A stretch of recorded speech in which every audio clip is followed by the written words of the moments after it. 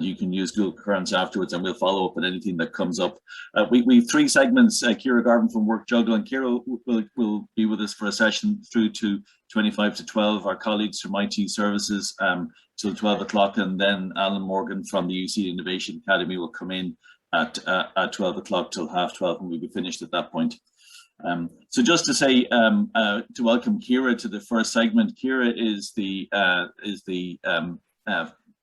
this person we met through our colleagues in the alumni relations team. We were looking for somebody good we could bring in who could talk interestingly around the whole hybrid working space, and Ciara is going to talk to us about hybrid working and inclusivity. Ciara is the founder of WorkJuggle.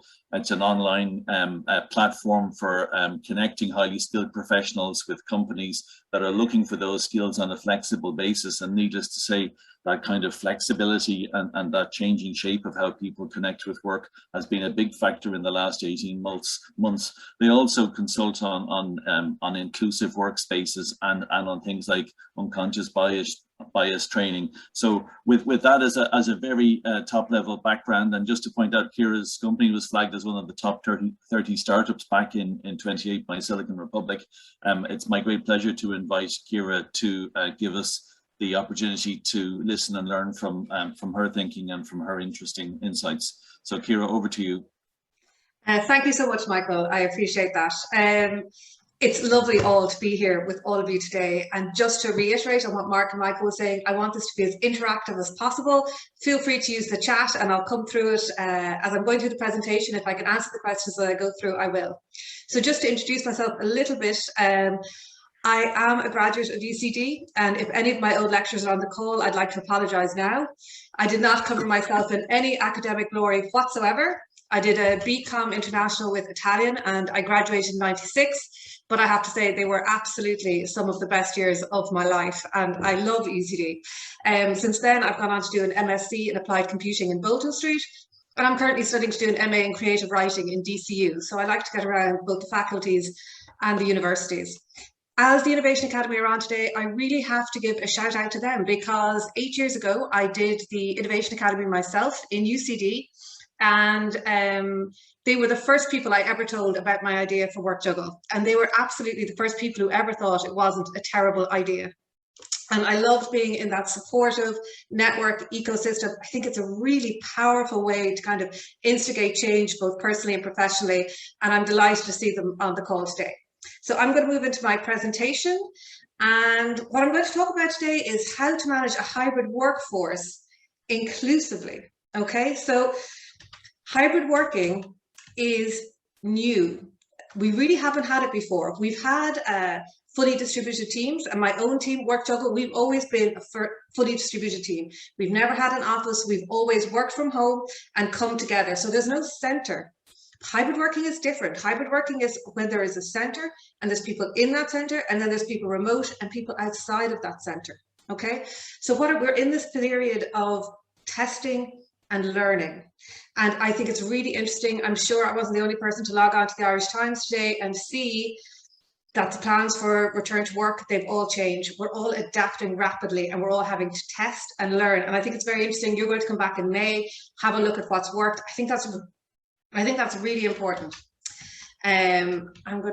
Okay, so because hybrid working is new, I do think there's an opportunity to create a new reality. And in a way, this is a new playing field for you as an organization.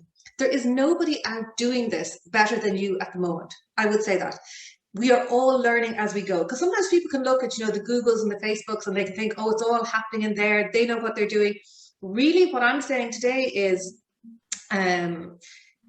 you have an opportunity now to shape your organization in a new way, in a way which is powerful for you. Now, can I just check you can see my slides? Not yet, Ciara, no. Oh, you're not seeing my slides. Okay, I'm sorry. I'm sharing slides and nobody's. Okay, I'm glad I checked. Let me do that now. Can you see them now? Yes, indeed. Super. And can you see me as well? Yes. Brilliant. Okay, great. Okay, so I suppose over the last 18 months, we've all shown an incredible amount of resilience. We've learned a huge amount, and I think it's time sometimes, you know, we forget how much we've learned in the past 18 months. We've gotten rid of the old, we've gotten rid of those long commutes on the M50, we've gotten rid of maybe endless meetings. So there's been positives coming out of it. But one thing I would really say is the pandemic is not a true reflection. What we've had over the last 18 months is pandemic working.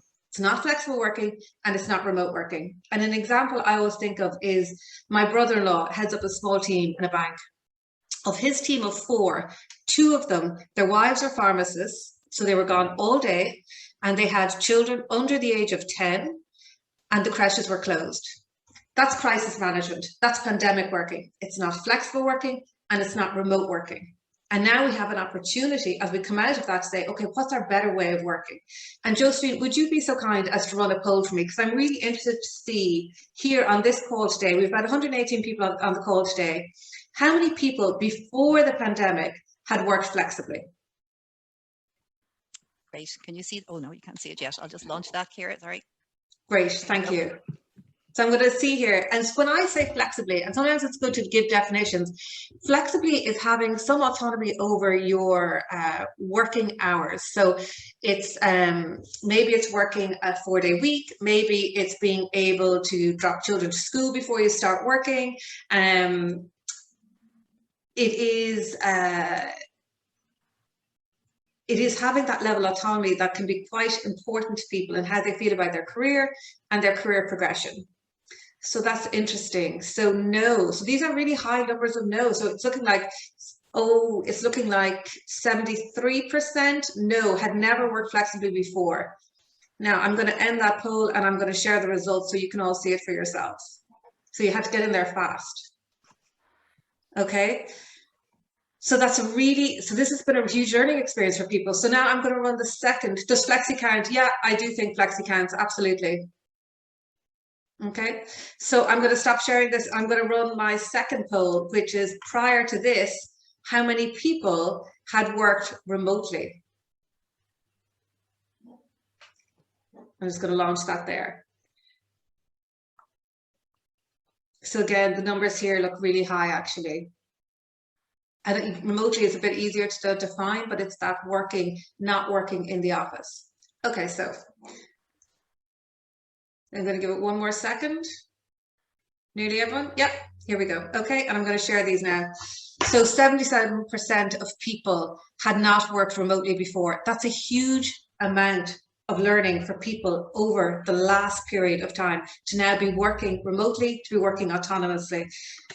And I'm going to go back now to my slides. So it's been a huge learning experience for all of us. And I think there is the opportunity for us to come out of this with a better way of working, but there will be challenges with that. And I'm going to talk about some of those challenges now. So what are the potential challenges? So language really matters. So remote sets up the expectation that some people are essential and that potentially some people are not. There's the issue of visibility. Who is visible? So if we have 2 different working environments, who is in the office and who's out of the office? And I'm going to talk about some of the challenges there. And from an inclusion perspective, that creates challenges as well. So we have something we call proximity bias. You know, we see the people who are right beside us, we possibly regard them as higher as we see the work we're doing. If somebody's working remotely for a long period of time and we don't have visibility to them, there's a real danger that in a couple of years' time, who's going to get the promotion? Is it going to be the person who's been working beside you in the office, or is it the person who's going to be remotely? And that's some of the things we really need to consider as we go down a hybrid working path. Another issue here is inclusion, and I'm going to tie that into individual circumstance. So Michael mentioned we have a recruitment side of our business, and one of the things we have seen going forward is that for a lot of women, they are looking more for the remote working, and I absolutely support that. But the problem is, if the office is not reflective of the society, if we have a situation in which there are a lot more women working from home, we will lose that diversity of thought inside in an office space. So how are we going to manage these 2 work environments?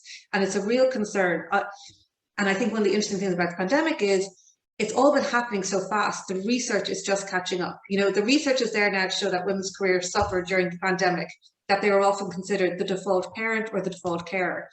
Now, anecdotally, I can share that, yes, we see this coming across in terms of jobs, in terms of who's choosing to work remotely, who's choosing to work flexibly, and we would absolutely have concerns about what will this mean for career progression going forward.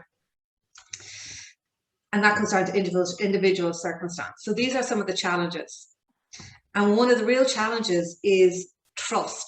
We were asked to come into a company there the other day. The senior management team were really frustrated with their owner. The senior management team said, we have never been so productive. We have sprints. We have, at every level, we have never been as successful as we are today. And we all want to remain working remotely. But the person who owns the company just doesn't trust the team to do that.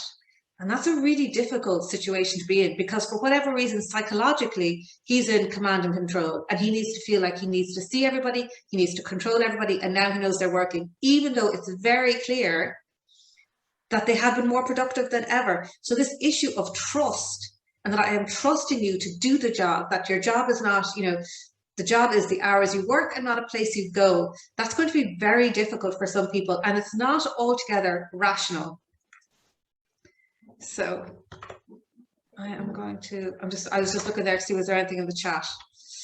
So Simon Senek says music happens between the notes. So how does trust happen now?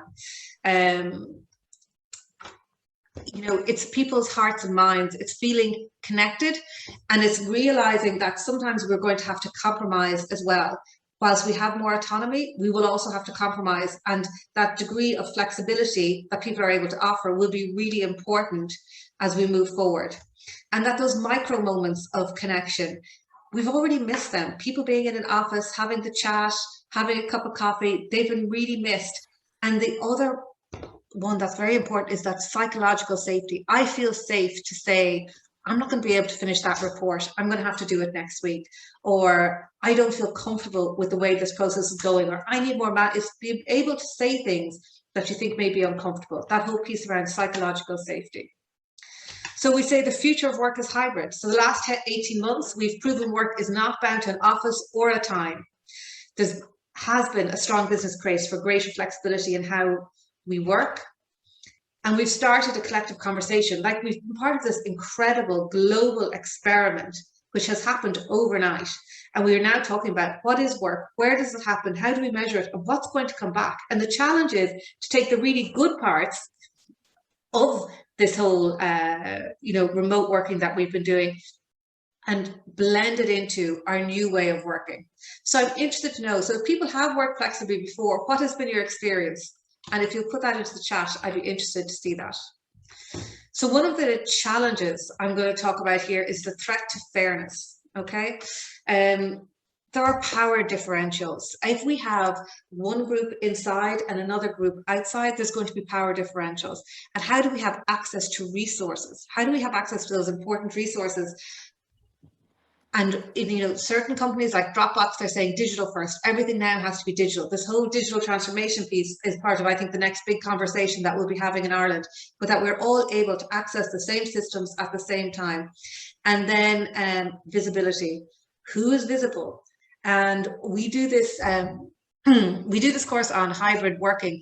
And one of the really parts of the course that's become quite big is piece around self-advocacy. You know, people have to advocate for themselves more now in this changing, challenging environment than maybe they did have to do that previously. And for some people, that's very uncomfortable. But we have to be thinking the whole time, when I'm not in the room, you know, what are people saying about me and who's putting me forward for the next position? Okay. And then we need to think about the language that we're using. Oh yeah, sorry, I'm loving some of these chats actually. Okay, I'm going to come back to them in one sec. Okay, and then the language used, always very interesting language around remote working and working from home, and you know, who is important, who's part of the core, and we all have different variables. A lot of people, and I would absolutely include myself in that, we get social and emotional support from work. This is important, and this is like an important part of our mental health, is working with people. And I think that's one of the things, you know, I personally have really missed, that meeting people for coffee, having the chats, having things that are spontaneous, that you just don't get on Zoom. So how do we replicate that? And that whole piece around informal networking. I know one of the big tech companies, they found it very difficult because work was such a huge part of people's lives. People have been spending very long times.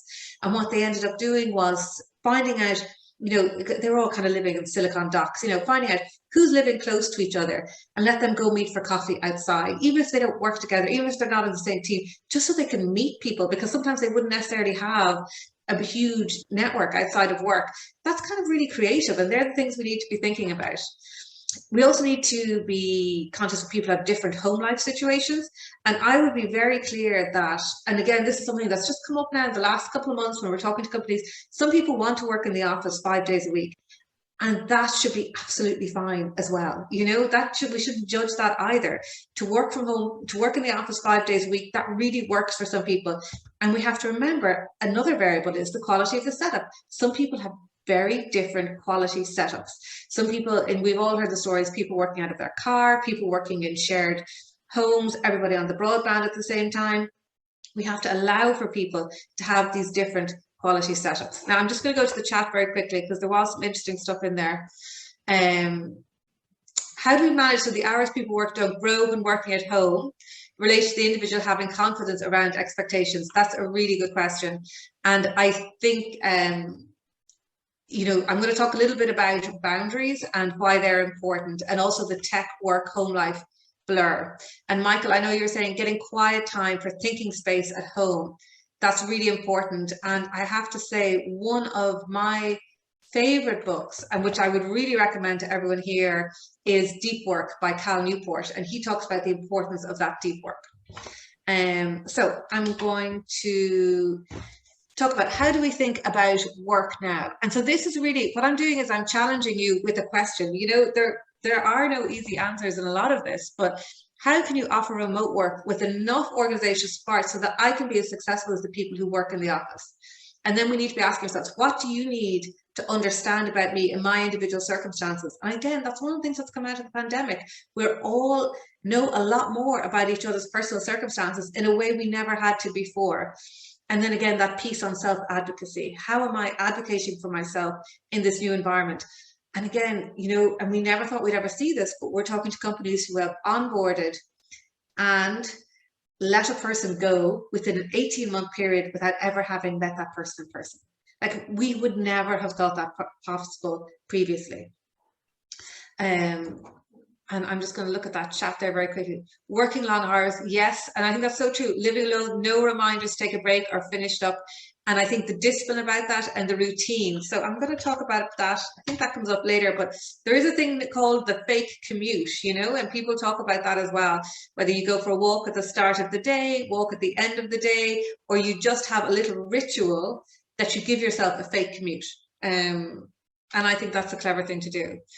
So how can we bring together everything you loved pre-pandemic? And for me, you know, that's like the buzz, the energy, people being together with all we've learned during the pandemic to design a better work experience. And I'd be really interested to know, what did people enjoy about that period during the pandemic? And it's fine, some people didn't enjoy anything, but a lot of people, like I met a woman the other day, she's walking her dog in the park, it was 5 o'clock, and she's saying, oh, this is all going to go next week. I have to go back into the office 5 days a week.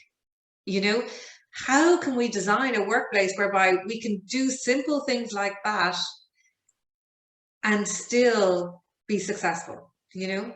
So yeah, so if you want to put in the chat, what did you enjoy potentially over the last 18 months of work? Because I think there have been good parts of it. And for me, I absolutely did not miss the M50.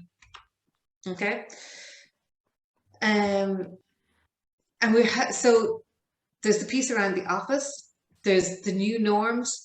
We need to think about, yeah, not having the commute. I think that's a massive one, isn't it? And now the M50 is crazy again. Morning walk, longer sleep, love it. Seeing the family more, having my pets around. Yeah, we got a lockdown puppy as well. I think a lot of people got lockdown puppies. Option to work from outside Dublin. That's a big one. You know, I don't know if anyone else got that program in the West, living in the West. uninterrupted time. I think that's really important. And I would go back to that book by Newport, Deep Work. Sandyman Strand in the morning. That sounds absolutely gorgeous. So I am going to keep a little eye on time. And so let's talk about inclusion, unconscious bias and hybrid. Our challenge will be, how do we create an inclusive, egalitarian, blended environment? And there are no easy answers to this, okay? But I think we need to talk about it, and I think we need to plan for it. Otherwise, it's not going to work. And I was speaking to a customer of ours the other day, big insurance company, and their plan was everybody could do whatever they liked. And I know where they're coming from with that, because I think they're doing it from a good place where they're saying, look, we'll just let people do what they like. But I would have concerns about how that would work. And again, it comes back to visibility, promotion, access to resources, and as well, sometimes you need a little bit of structure. One of the things that I see working quite well in companies is a meeting-free day. So there is one day a week where there are no meetings, and I know people were saying in that chat about it being productive, and meeting-free day can be incredibly productive, but the whole company has to be having a meeting-free day at that time, because then it becomes the culture, and the senior managers absolutely have to be doing it as well, because if they're seen to not adhere to it, then everybody else will ape that behavior as well. Another thing I see, and I think it's quite nice, is increasingly I'm seeing people at the end of their email signatures.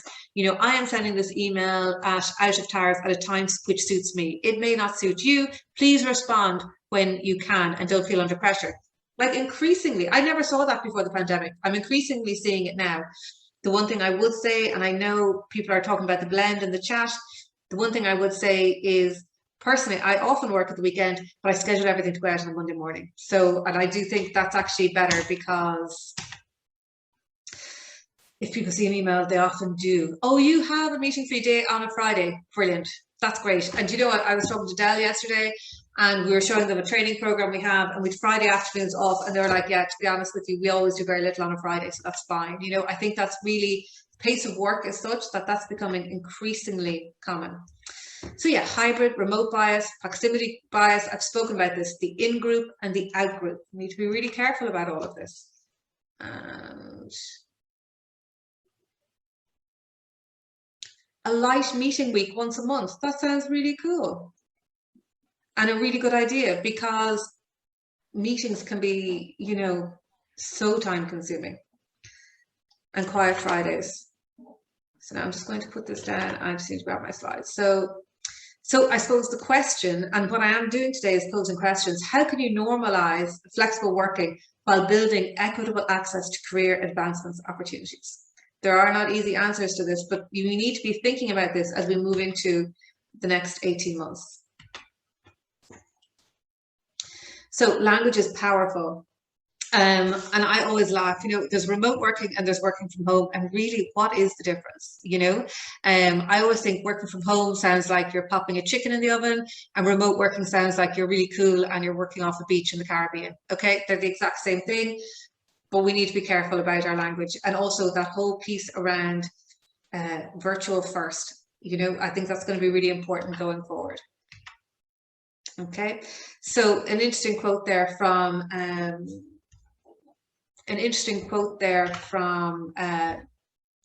Harvard Business Review. And I think this is really important. So unless companies learn to evaluate output, rewarding people for what they actually contribute rather than the show they put on, a world of mostly remote work may increase an organization's bias for rewarding those who are present, potentially disproportionately harming women. Okay. So what are the skills we need to succeed? And if you can think of other skills, please put them in the chat, and I'd be interested to see them. Really strong communication skills. How are we communicating? Relationship building skills. Again, we're working with people who are onboarding into large organizations where they have never met anybody personally. How are they going to build those relationships? Adaptability, resilience, networking skills. Yeah, change management, 100%. And then feedback. Being able to be comfortable to say, this is working for me, this isn't working for me. And I also agree about leadership, what leadership are saying, or rather not what they're saying, what they're doing, because sometimes there can be a difference. So yeah, this is mentioned in the chat. How are we intentional and deliberate? How can the technology support me in what I want to do rather than pulling me in 15 different directions? And again, you know, I see the creep of WhatsApp. People now WhatsApping each other all the time, and we weren't doing that before the pandemic. You know, it's a dilemma. How do we unplug? So I'm just going to have a quick, I'm kind of conscious about time, and that piece around switching off, okay? That deep work piece, not being always on and then resting. But what I want to finish up talking about today is a high performing team. And what are the best predictors of productivity are team's energy and engagement outside formal meetings. So anybody could roll up to a meeting, put their feet underneath the desk and just show up, right? But what's happening outside, and what's people's energy like, and what's people's engagement like? And social time is deeply critical to team performance. So we now need to think of new ways to introduce that social time and be together, being very conscious that people have different levels of anxiety. And again, that's one of the things that's been a real learning coming out of this. People are so, you know, some of my team are incredibly anxious. And I have some people on my team who are really relaxed and trying to get a team meeting with everyone together and people doing it happy. And, you know, everybody wearing masks, and it is a challenge, you know, so, but that social time is really important. So I'm going to finish up today by talking about joy. So joy is a secret to great teams, okay? It means harmony. It means teams that are in sync. It is impact, where the success is collective. It's on everybody. And acknowledgement. So shared success and contribution.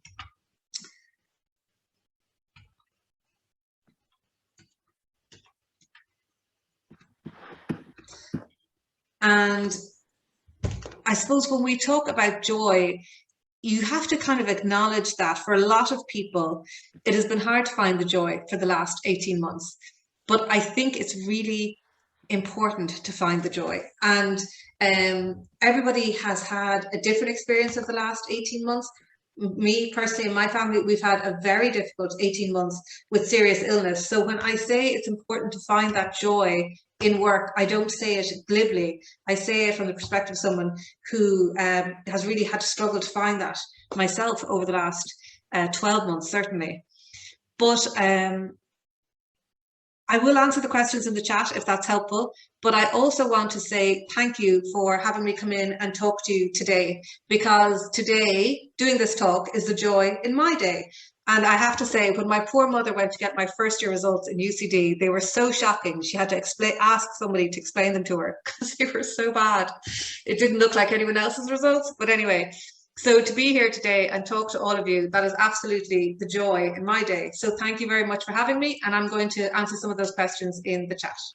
Ciara, we've hit a time boundary, I'm afraid, where we need to move on to our next segment. And the GDPR police would not let your mother in at this day and age to see your results. I'm sorry we have to move on from you, because it was really stimulating, and it kind of touches on an awful lot of questions and issues that we all have at the moment. We'll pull together the chat and circulate it to those that were on the session. Your segment will be up as a video, so people can go back and look at it.